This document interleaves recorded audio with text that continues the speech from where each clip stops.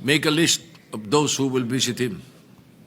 Yes, we'd like to Thank you. recognize Senator Marcoleta, Mr. President. Senator Marcoleta is recognized.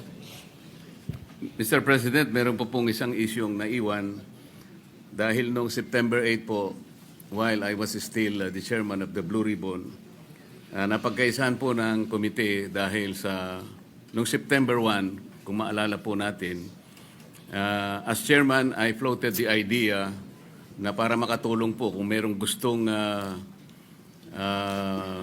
lumabas na do sa 15 na kasama sa pagdinig, makakatulong po sila ma-identify po lahat ng mga kasabwat sa anomalyang paglalatag ng mga proyektong pang flood control. Pinload po natin yung idea na kung gusto ninyo, ay kinakausap na po namin ng DOJ, you may be provided by provisional immunity.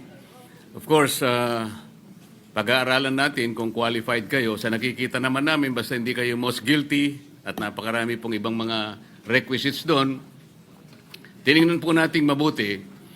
After 1 week, Mr. President, dalawa pong mag-asawa, yung Diskaya, ang naggawa po ng sworn statement. Pero bago po niya nila gawin yon, ay siniguro ko po na talagang sila ay voluntary na gagawa ng sworn statement. Kaya yung pong kanilang emissary, sinabi ko, kailangan sumulat muna sila na talagang gusto nilang magsalita at walang halong pagsisinungaling ito. Yun ang option na gusto nila at narinig nila yung aming pinupload na option na sila'y lumabas bilang isang witness, a state witness. Yun nga po ang nangyari, Mr. President, hanggang sa sila nga ay tumestigo sa komite, dala-dala at binasa nila yung kanilang sworn statement.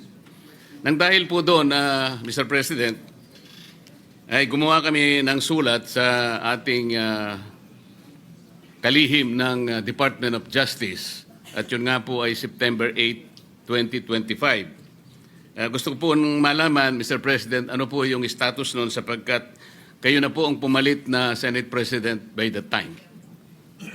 Yes, the proposal and your intention is indeed, yes, it's laudable.